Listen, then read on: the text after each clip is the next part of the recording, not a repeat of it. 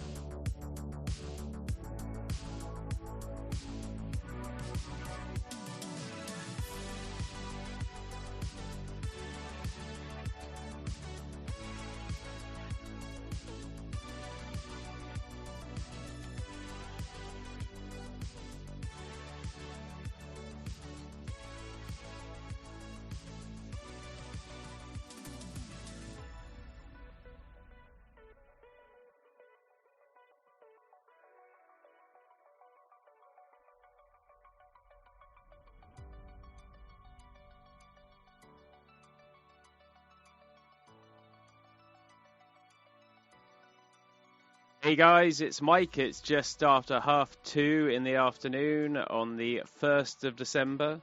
So this is your Advent calendar door, apparently, for, the first day of Advent.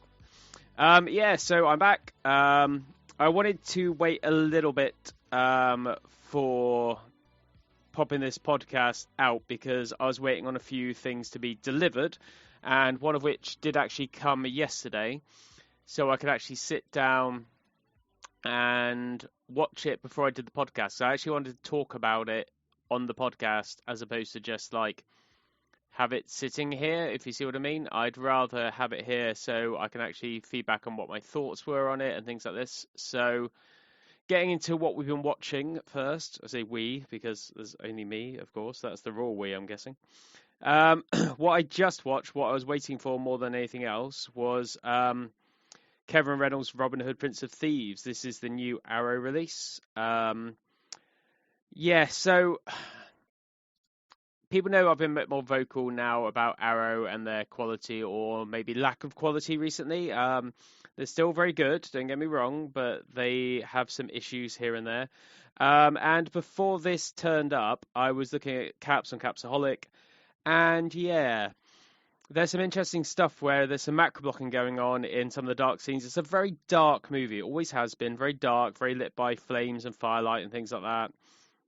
And so there's obviously something going on there with the way it looks. And it's pretty good. There is some bits going on. It's not the best encode they've ever made, which is, they are pretty much the best at encoding. So it's kind of a shame that it's not absolutely perfect, but I'll forgive a lot. It's still very, very good. Don't get me wrong. There's no real issues with it. It's got a bombastic sounding, what it sounds like is a Laserdisc 2.0 track, which is what I listened to. I listened to the extended version. I was going to watch the theatrical. I'm a big person for theatrical only. However, if the director was interfered with, I'd rather watch the extended director's version. This isn't credited to Kevin Reynolds. It's an extended version made for home video. It has most of the stuff put back in that apparently Kevin Costner cut out and the producers. Basically because he felt he was being upstaged by Alan Rickman. I think it's a better version of the movie. I should have really watched the theatrical because it's theatrical sound mix and I wanted to hear that. It's only just, after I finished watching it, I thought about that. I like that film. I've always liked that film. I saw it in 1991 in the cinema with my nan and my brother. I think it's great fun. I think it's well made. All right, the American accent's a bit stupid, but Sean Connery's got a Scottish accent as King Richard, so no one cares about that because he's only in it for 2 minutes. It is a good-looking disc. It's got a lot of extras. I like the art. I went for the standard release, not the steelbook, because I liked Paul Shipper's art better, and so much I've actually framed it. Genuinely a good release from Arrow. I want to dig into the extras. Yawning as per usual. I haven't yawned all day, and here we go, straight on I'm on. It's good. It's a good disc. I would recommend it. It's definitely worth buying. Since the last podcast, I rewatched The Batman. I'm pretty sure I didn't talk about it last time. If I did, I do apologize. I still think it works, so I'll go over it just very quickly. I still think it works. I still think it's fantastic. It is an amazingly well-made film. It is insane. I mean, just listen to Robin Hood then, I'd have turned it down so much. Because it is really bombastic across the front soundstage. I say the 2.0 track. I think it sounds amazing, that track. And the Batman I turned down so many times, especially during the Batmobile chase. It is so fucking loud. It is insanely bombastic. And that's great because it's not neutered, it's not near field. It sounds like a cinema mix that was originally on there in Atmos. It did sound great. Next, I wanted a bit of a kick because Banshees of Inisherin is probably my favorite film of the year so far. And being a big fan of oh God, what's his name? McDonough. The guy who directed it. Martin McDonough. Yeah, so big fan of him, but his brother John Michael McDonough. I haven't seen any of his films, so I went on a bit of a spree. So I watched The Guard and I watched War on Everyone, and they're brilliant. They're very much like his brother. I mean, I watched those two because they're the lighter ones. Obviously, did is it Chivalry, which is a little bit down, and same as The Forgiven and things like that. And I don't really want anything really depressing. I wanted something a bit more fun. And it's definitely fun. The Guard is very much like Irish sort of culture, clashy, in Bruges sort of thing. War on Everyone is just insane. It feels like something that David Ayer tried to make with Street Kings and Training Day and things like that, where it's very not PC because cops, aren't very PC. However, it's done more tongue in cheek and a bit more fun. I'd recommend both of them. I think they're great fun. I watched War on Everyone on Blu-ray, and The Guard was on Netflix. Then I watched Guardians of the Galaxy Holiday Special. Very slight, but very fun. It's 41 minutes long, clips are long. It's obviously got a lower budget than the movies, but no issue with that. It's fun and nice and light for what it is. I recommend it. I think it's decent. It's quite funny. It's quite sweet. It's quite light. No spoilers, eggs. It's just coming out. There's no real big things in it. Obviously, it leads into some stuff that'll be in Guardians 3, but it's just a fun little Christmas thing that was on Disney Plus. I finished the Maze Runner trilogy with The Death Cure. I like this series. I said it before. I think it's more grown up than people give it credit for. It's got some really good action, especially in the beginning of this one, which put Dan O'Brien in hospital, and they maybe put the movie back for like a year because he had to recuperate from it. That's insane. That there's. I mean, they shouldn't have anyone hurt on set ever, but if you say that.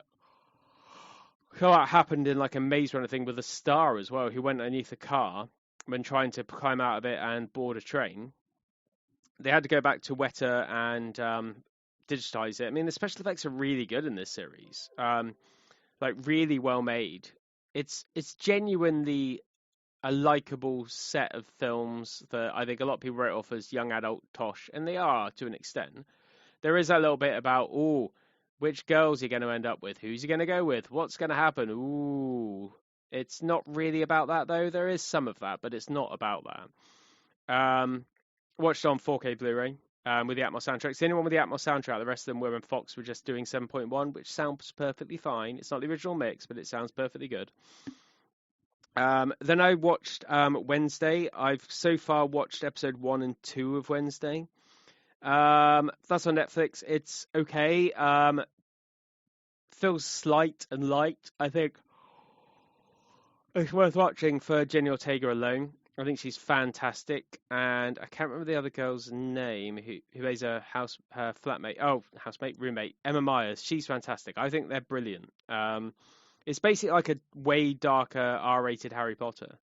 It says TV-14, but there's a lot more blood and gore than maybe I was expecting. Not a bad thing, it's a good thing, and I think it's genuinely fun.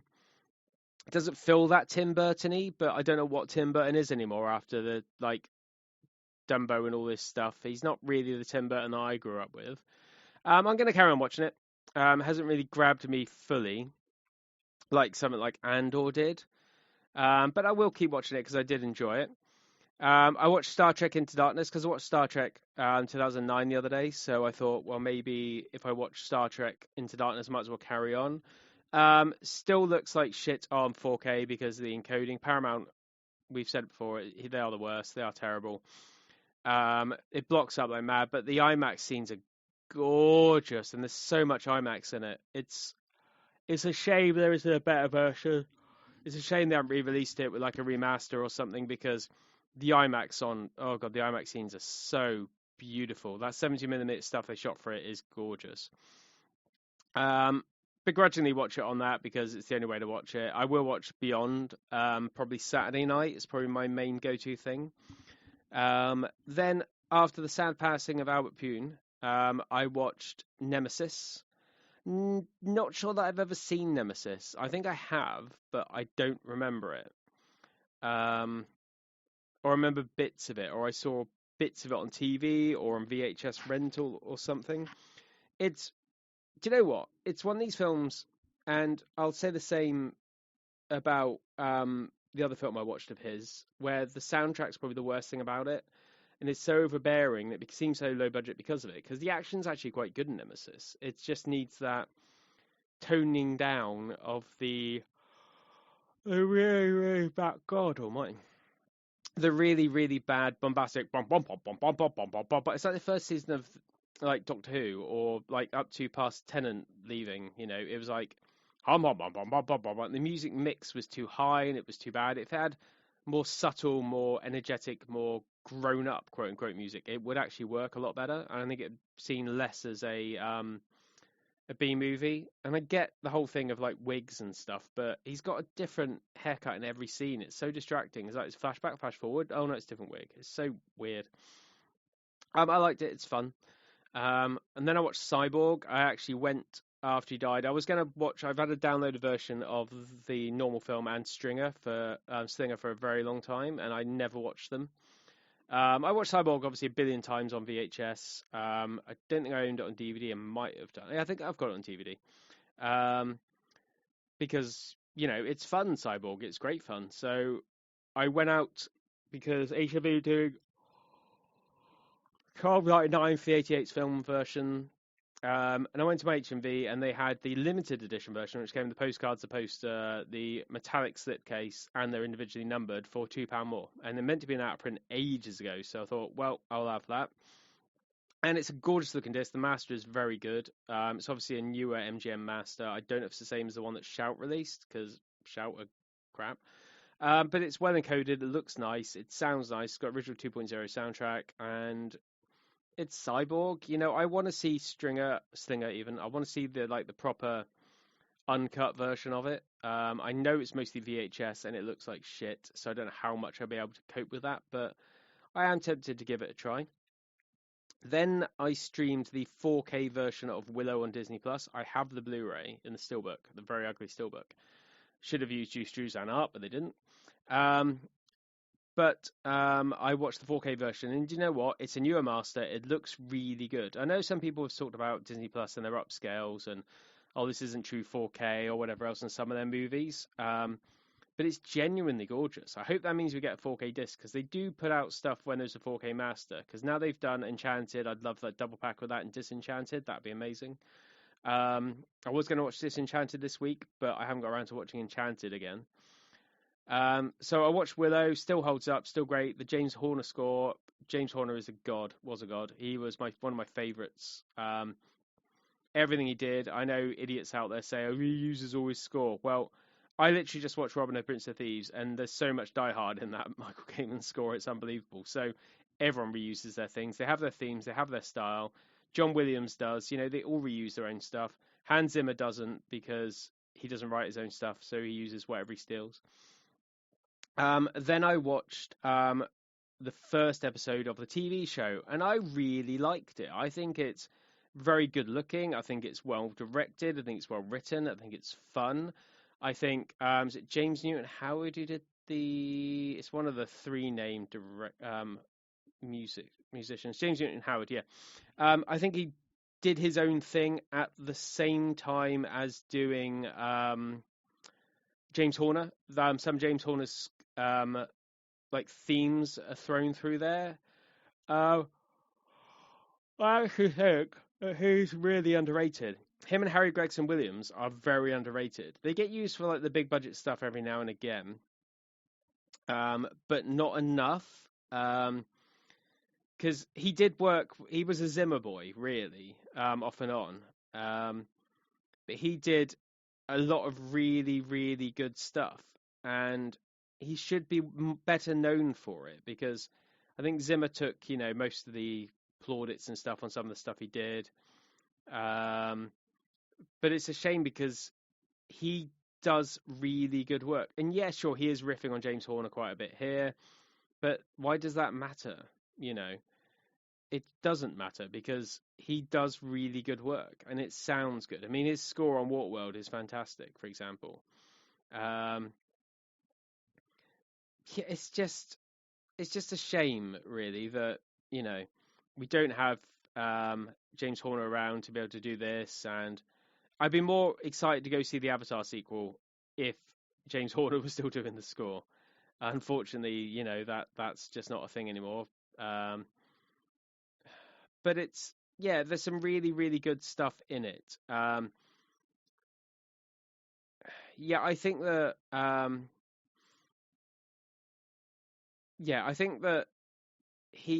it's a shame that, we're kind of stuck with, so many people do die over time, obviously, and then things go there. But it's like, I'd rather see James Horner's bombastic score coming out of, a local IMAX in 3D when I'm going to see Avatar than I would, with, I think Hans Zimmer is doing it, which, no thanks. Hans Zimmer riffing on James Horner. That sounds like the worst thing ever. It just sounds terrible in my head. I'm going to carry on watching it. I know some woke people, I'm flipping it on them because fuck those people. Some woke people out there are saying that, oh, it's disgusting that there's like this and that in Willow, and you can't have modern themes in fantasy. Motherfuckers, fantasy has always been about modern themes. All these things have always had like bits of modern themes weaved within them. That's how this stuff works. So cry about it, but that's fine. It's just stupid. I also bought some new stuff that I haven't got around to watching yet. Today I just went and picked up something I said I'd probably never buy, or buy when it got really, really, really cheap is normally the thing. So when I bought Cyborg, I was looking at the 2 for $30, and they had a lot of chart stuff in there, which was great. I was going to buy Bullet Train and something else, but I decided to spend a bit less. But I was trying to look for some. It's hard for me to get 2 of something because it's just really difficult. So in the end, I got 2 that I wanted, but wasn't going to rush out to buy because it's only remixed audio. But I got Smoking Aces, Joe Carnahan film, and National Lampoon's Animal House by murderer John Landis on 4K, 2 for 24 in HMV, which I thought was a decent price actually. Which I haven't watched yet. I will watch, but I had to watch Cyborg obviously because Outpoon died, and I wanted to, see what was going on with a film I hadn't seen for a very, very, very long time. I also had a Laserdisc turn up for the first time in. I don't buy that many anymore. Every now and again, I get one that's exciting or something I need. I finally found a cheap copy of Enemy of the State, the Tony Scott film. It's the last Tony Scott film released on Laserdisc. It sounds great. It looks shit. It's an old Edge enhanced master. It's the same one that's on the first DVD, which I actually thought really good in the day. But watching it back now, it doesn't hold up. The sound's great because it's just Dolby Digital. It sounds bombastic. It sounds like it should do. It's well mixed. But it's not going to be my go-to thing. It's just to have it. I think I paid under £30, which for a very late release is very good because there's not many of those around. I think they really pushed it on DVD over anything else. I bought it on DVD rather than Laserdisc, and I was a staunch fuck DVD person like Kevin Smith back then. Today I went and picked up an order I got through probably the only Black Friday thing I actually picked up, which was the Back to the Future Ultimate Trilogy. I wasn't going to buy this. Too much DNR, only remixed audio. But it was 24 for all 3. And I think I got some more money off through some deal. I think it was just around £20-ish delivered, which isn't bad for what you get. I paid 2 for 24 for Animal House and Smoking Aces. This was 3 for under that. That's not bad. Yes, they've got issues. The only thing I've got to watch them on is I've got the DCP rip of the first one, HDTV versions of the second and third, and I somewhere have the Blu-ray set, even though I really can't watch those because they are really ugly looking. So those are the ones I've bought. I will be watching some bits and bobs here and there over the next coming days. I'm still working quite a bit. I'm looking for another job. I've got one pretty much accepted already, which is great, and hopefully better hours. And I've got one that I really don't want to jinx and talk about now, but it's one that would be really, really good, which I've got an interview for tomorrow, so fingers crossed for that one. So watched quite a bit, bought a few bits and bobs, so we'll get on with the news. Announced today, we have The Man Who Fell to Earth from Studio Canal. It's a 4K release. It doesn't say it's a new master or the master that was previously available. Just that it's a 4K Steelbook edition with some okay art on it. It's fine. I mean, at least it won't be Criterion.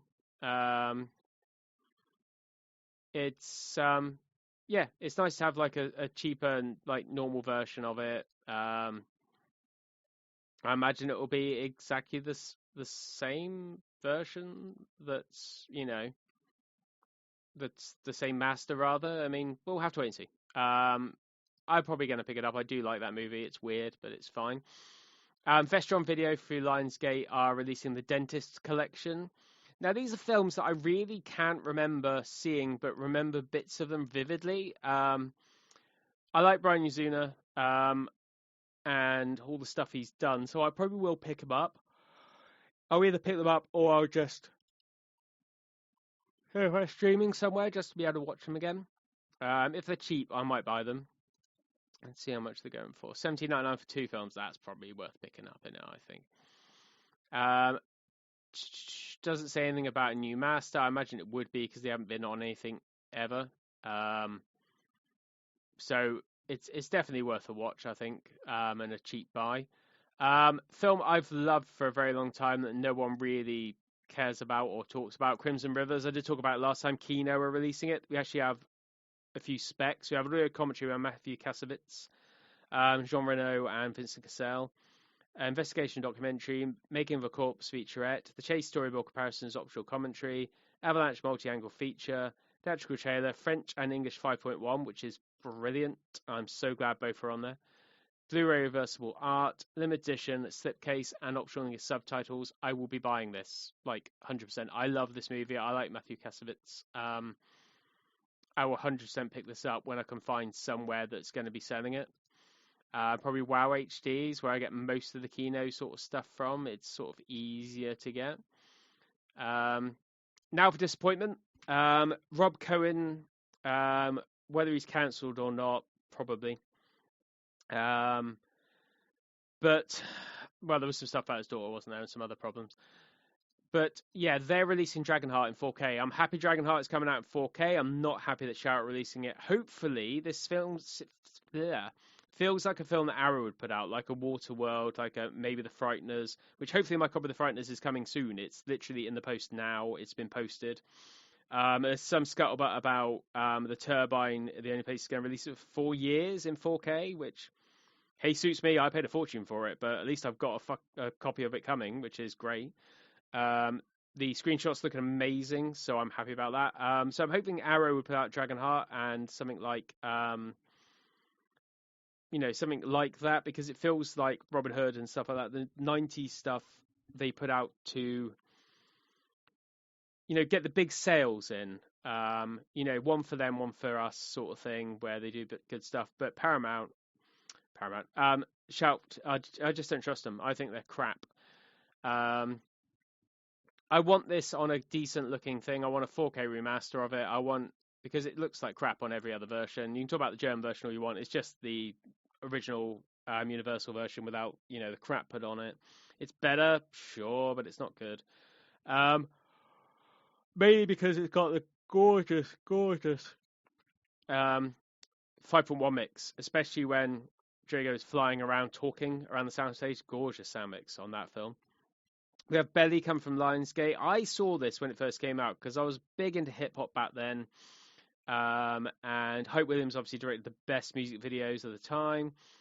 And I can remember watching it on VHS, on rental, and I got it on DVD, and you had the white widescreen bars. And hopefully it's got the white widescreen bars still, because that was just such a cool idea. And it would kill LCDs. It would look so good with HDR, with those white widescreen bars, just killing the LCDs. I bet they'll be black. But it'll be interesting to see what they do with it. Because just imagine it blooming out with those white widescreen bars. I don't know what my OLED would do with it. It'd be like, it'd be really, really weird to see. But it'd be kind of cool. I just remember it's such a weird choice they made, to like make it look different and strange and Hype Williamsy, you know. It was just a cool idea. I don't know if they do it. I don't know what they're going to do. I think it looked gorgeous. I think Hype Williams did a really good job, making it look beautiful. I just don't think it's. I just think they're going to compromise on a certain things because it's just going to be a bit, you know, weird. Then we have another Kino release. We have Staying Alive, which is a really weird choice. I mean, I don't care what comes out. They've obviously got it for a reason. It was obviously offered to them by Paramount. Maybe it was a case of, hey, if we offer you this, you got to take this sort of a package, or we're selling you a package. Like they used to do with syndication. We're selling you a syndication package. It's got this movie, this movie, this movie, this movie. Staying Alive's in this package. If you want the Italian Job or whatever else, you have to get Staying Alive, which is fine. I don't hate it. It's just not very good. It's all right. It's got some moments. Stallone doesn't know what he's doing as a director in it. His cameo's fun. But it's just wet and boring. I'd rather have something interesting, like if we talk about Paramount, why couldn't we have Clue or something like that? You know, it's. I'm not sad it's coming out. I'm not sad anything's coming out in 4K. I mean, I'm not one of these people that gets really upset that, oh, this has come out instead of this, because someone out there somewhere will buy it. It's fine. Arrow have announced their February releases. Nothing for me, which is fine. Not saying I don't like these films, just nothing's blowing my skirt up. So we have The Last Emperor. Bertolucci is a problem human being, especially with the films he made. Last Emperor's fine. It's got rid of Statura Vision or whatever it was called, that stupid format that, you know, the Jurassic World sequels ended up being in, and the 2.0 to 1 or whatever it was. It's stupid. At least they're 2.39 to 1 original aspect ratio, which is great. So you've got theatrical version in 4K, the extended version on Blu-ray. Great, you know, it's good. You've got the original soundtrack, you've got extras. I mean, they look like they've put time and money into it. It's fantastic. Just not for me. It's okay.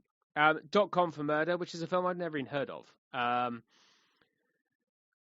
Just yeah. I'm not saying it's bad because I've not seen it. It's something I need to look into. It's Natasha Kinski, who is always decent for like B movies. Weirdly, it's got Roger Daltrey and Huey Lewis in it, which is bizarre. It's one of these weird Arrow films, you know, because it's from Nico, whatever, I can't remember his name. The guy did Island and Death. So it's one of these things that Arrow would just jump on because of the director. Millionaires Express, which is fun. I like Millionaires Express. Sammo Hung is fantastic. It's a good little martial arts movie. It's fantastic. Brand new 4K restoration. Lots and lots of extras, including a second disc with a hybrid cut. It's great. It's 4 different versions of the film. I think one's called Shanghai Express, if I remember correctly. I can't see it written there anywhere, but I'm pretty sure one's called Shanghai Express, one of the other cuts. I think that's how I saw it. It's fine. It's good enough for like a nice little thing.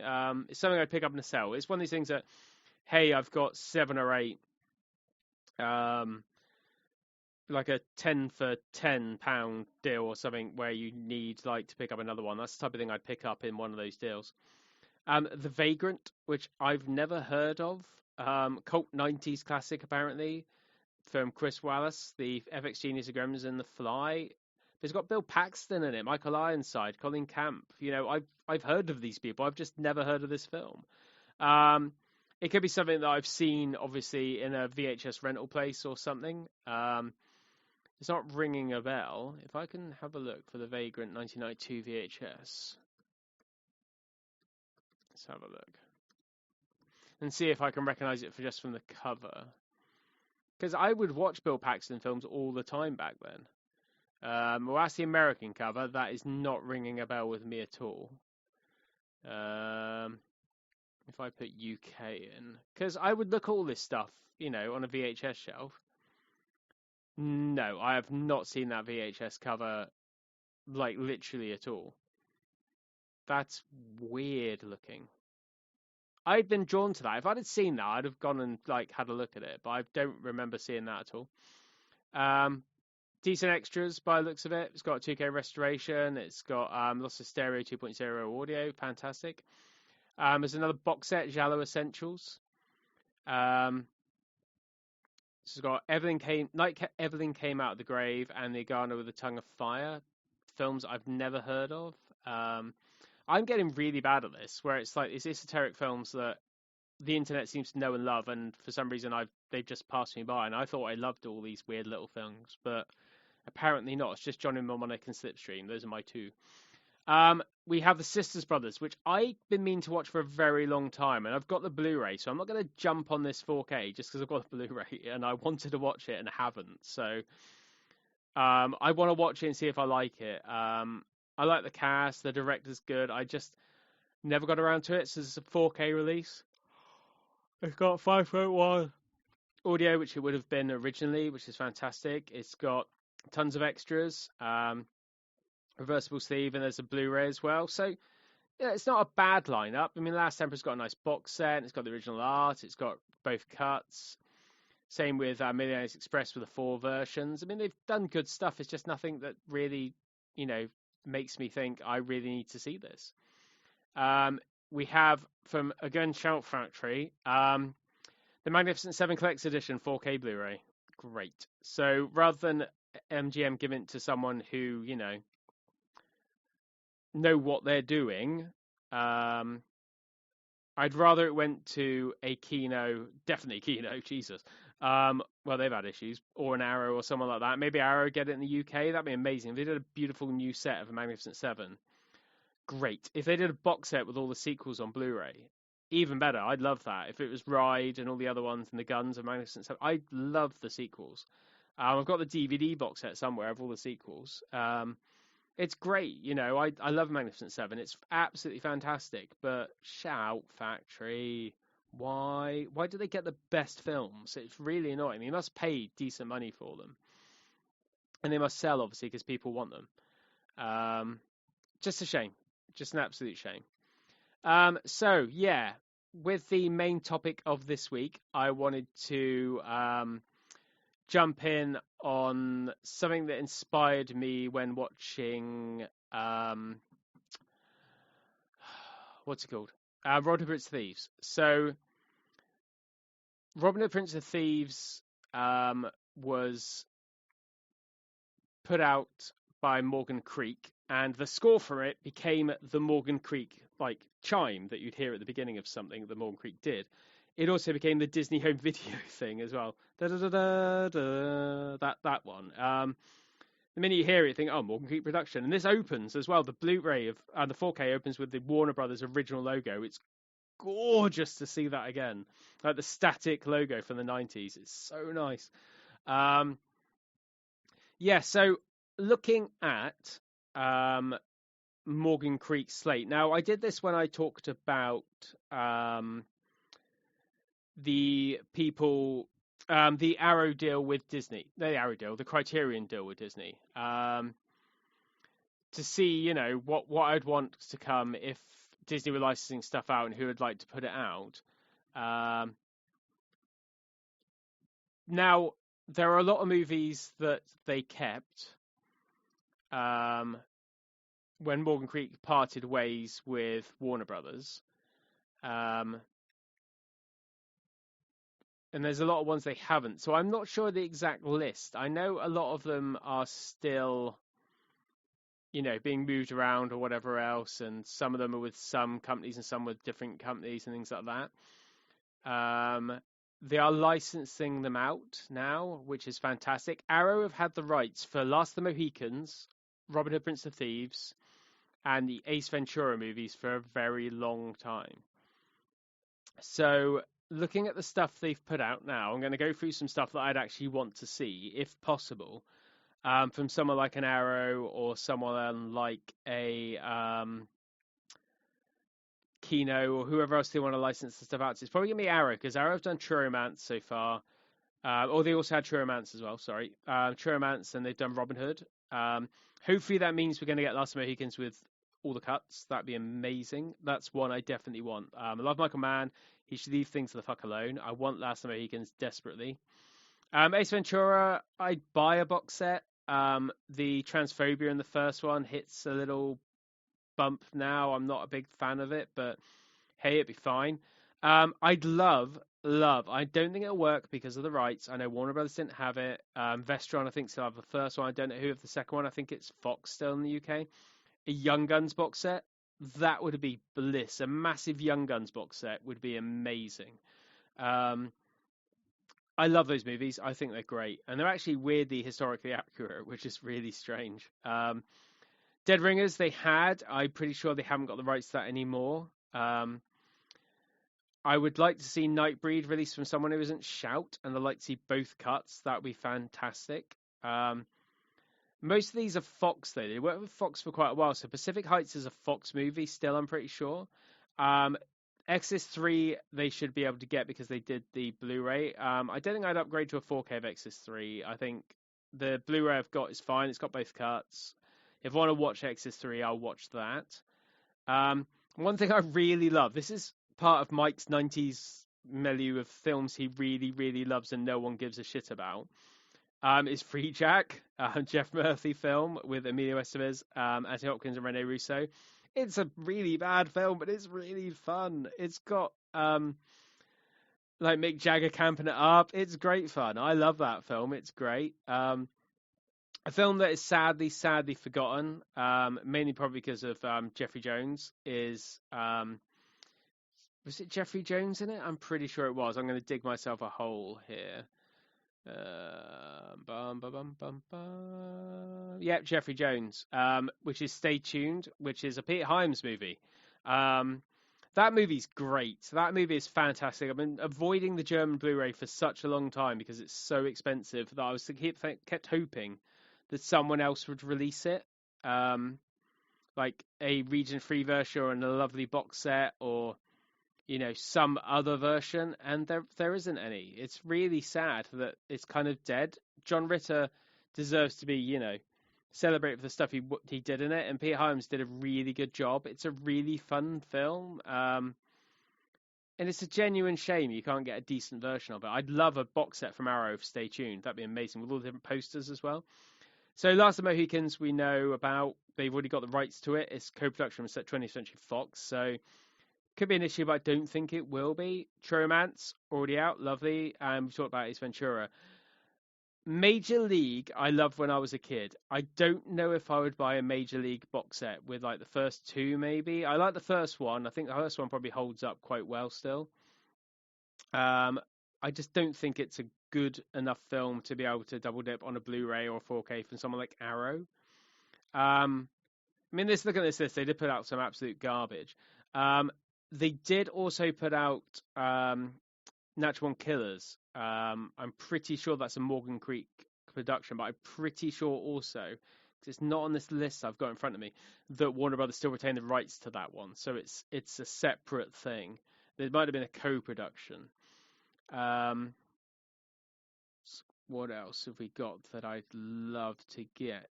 That was the one. This is the one that made me start thinking about this. I was helping someone out on a forum earlier today, and I had to get a Laserdisc out, which I've noticed my train spotting lasers, my Criterion, has got a big crack on side A in the middle by the hub, and I'm really fucking pissed about it. I didn't do that. It didn't come like that. Somehow it's cracked out of bloody nowhere, and I don't get it. But I was looking for that, and I saw a spine of one of my favourite movies. One of the last latest I bought brand new, which was Soldier, the Paul W.S. Anderson movie. I like that movie, and I think Warner Brothers have kind of disassociated themselves with it. And even if they haven't, I'd love a box set of that, like a really nice Arrow hard box with Soldier, some really good art on the front. I reckon that deserves a reappraisal, that movie.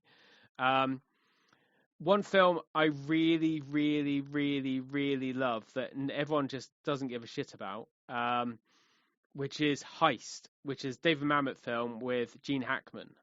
It is forgotten. No one cares about it. It was released in the US. It was a manufacture on demand, I'm pretty sure, release. And it's a shame because no one really cares about that movie. It was the same as Spartan that Mamet did afterwards. Amazing movies, like really badass movies that didn't really go anywhere. And it's a shame because I think they deserve a bigger audience. I think they're genuinely great movies. Heist especially is really clever, really smart, really well made, really well put together. I want some of this stuff that's languishing even in obscurity to come back. I don't see why we can't get half these movies coming out. I mean, Natural Born Killers in like a really lovely set with both cuts, with the Nine Inch Nails music video reinstated, maybe, like the Laserdisc had. That'd be cool if we got some of these things, but I don't think we will. And I think that the problem we have is these deals were done a very long time ago, before home video, when they thought, oh, we'll keep working with Warner Brothers forever, or we'll keep working with 20th Century Fox forever, or whatever else, I don't see them doing it. I see them doing something like, what's the Dennis Hopper film they did? Chasers. That was a Warner Brothers one. It's not very good. I mean, Eric Aranayak not wearing very much in the way of clothing was pretty okay, not going to lie. But that's the only reason I watched it. It's probably the only reason Dennis Hopper cast her, because, she took her clothes off. It's a fine little Tom Berenger movie, as no one's ever said that phrase ever before in the history of ever. It's okay for what it is. It's not something I'm going to break my back over to go and see again. Yeah, there's some real dross that they put out. I mean, will they do a massive Arrow box set of like the whole 9 yards and the whole 10 yards? Probably not. Will they do a thing of Wrongly Accused, the fugitive Pat Proft directed thing? Probably not, But they could do something like, what was it, The Crush? They did that. White Sands, the Roger Johnson movie, that's got some good moments. That's actually a pretty good little thriller. Where would this stuff go? I mean, it's more like they'll do something like a Nightbreed if someone's going to do it. What about Renegades? That's fun. The is it Lou Diamond Phillips and Keith Sutherland? Who directed that? I can't remember his name. There's stuff like that would be quite cool. That's an Arrow movie. That's got Arrow written all over it. Get some new cool art on it or something like that. And people would lap it up because it's, it's a fun little 90s thriller that people think is like kind of cool, from the director of Nightmare on Elm Street 2. God, what was his name? I can't remember his bloody name at all. Didn't he do The Hidden as well? Jack Shoulder. Yeah, he did The Hidden as well. And Wishmaster 2 Evil Never Dies. What a crap movie. The first Wishmaster was alright. I saw that in the cinema. It's fine for what it is. It's not terrible. The second Wishmaster was not very good. Yeah, I mean, can we get more of this stuff? Can we get these movies that have disappeared? I mean, not necessarily disappeared. I mean, you could go out right now and get a copy of Last Mohicans. You can get it in both cuts. You can get quite a lot of stuff like that. However, that's not really what we want. I want a, remastered, beautiful version of something with, a director's commentary or both cuts available, especially in the case of The Last Mohicans, because that was really ruined by Michael Mann being Michael Mann and not being able to leave stuff alone. I mean, I've been watching, actually, I did stop to watch Willow and Wednesday and a few other bits. I've been watching Tokyo Vice, which is based on a very spuriously true book. I mean, it might actually be true, but don't know about that. About a reporter living in Japan by mega cancelled scumbag Ansel Elgort, and very good Ken Watanabe, and some really good cast around him, which is a shame because Ansel Elgort gets all the press for it, and he shouldn't, because he's probably the worst thing in it. It's really good, especially if you've got a new HDR display or a really good HDR display. Watch the opening credits of that in HDR in 4K. It's breathtakingly beautiful. It really pushed the blacks and the color. It's really good. And that's really cool. And Michael Mann directed the first episode, but how long until he goes back and redirects it and puts like CGI dewbacks in the background or something, or makes he falls out with someone in Japan and makes it all so it's actually set in Korea and CGI's the backgrounds out, or some other bullshit. He can't leave well alone. He's never been able to leave well alone. We talked last time about Manhunter and stuff like that, and how many 17 versions of Manhunter there are. That's what he does. That's the Michael Mann way. I'd love to see both versions of that. It's the same as like Arrow do this. Like Waterworld has got like 2 versions on it, 3 versions on it. True Romance's got 2 versions. Robin Hood's got 2 versions. I want the choice, And yeah, if it's on 2 discs, they normally take it out. So like Robocop, if you get the normal version, you don't get theatrical and you get director's cut. And I don't think theatrical cuts should disappear. They are valid, more valid than most director's cuts. Director's cuts are only valid, I've said this before, I'll say it again, when the director had control taken away. So if the film was recut like Blade Runner, or, Robin Hood Prince of Thieves, where they went back and re-edited it, things like that, I get. That's the reason they should go and take them away. But I want the director's cuts of these movies available as well, because there's nothing wrong with the director's cuts of these movies. Some of them are fine. Some of them are just extra shit that I don't want to see, and they're pointless. But it's nice to have the choice. That's why I buy some of these big box sets. It's like the Arrow Donnie Darko. You only got both cuts if you've bought the box set, and the director's cut isn't very good.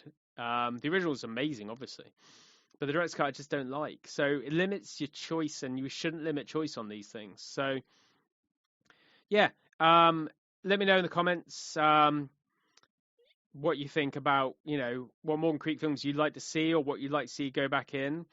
I do feel like a bit of a pleb with all these things of like these 90s movies I get obsessed with, and like the more mainstream stuff, especially when watching Spencer's Indicator Pickups video today. It's like, oh my God. I mean, I watched some clips of the Hammer Robin Hood movies that he picked up from Indicator, which I don't think I've seen, or if I have, I haven't seen in a very long time, or just bits of. And there's bits of that seem lifted for Robin Hood Prince of Thieves. And you think, wow, okay, fair enough. I know they nicked from Robin of Sherwood, the TV show. But I didn't realise they stole from bits of that as well. So it's fascinating to see where these things go. But maybe I should broaden my horizons more. All I've been doing recently is recording VHSs to DVD. I did Clerks, Wayne's World, the original PAL release. And I actually ripped my Italian job PAL Laserdisc to DVD just to try Laserdisc ripping, and it came out pretty okay actually. Just hear the original soundtrack. Obviously, it's got PAL speed up because it was a PAL, very early PAL like Laserdisc. So that would have to be taken care of. But it's just a fun little distraction. But maybe I need to broaden my horizons and go out and like look at some more esoteric things. I used to say watch all these German and French films. And maybe I should watch more like film noir like I used to when I was younger. But for some reason, I'm getting into mainstream. I think it's just what happens when you get over 40 and you get older. You either go one way or the other. And I've kind of got into more mainstream basic stuff. Yeah, so that's the show for today. So if you have any Morgan Creek favourites or anything you'd like to see put out by someone like Arrow who've got to deal with them apparently, then let me know. And until next time, it's Mike saying, I'll see you again.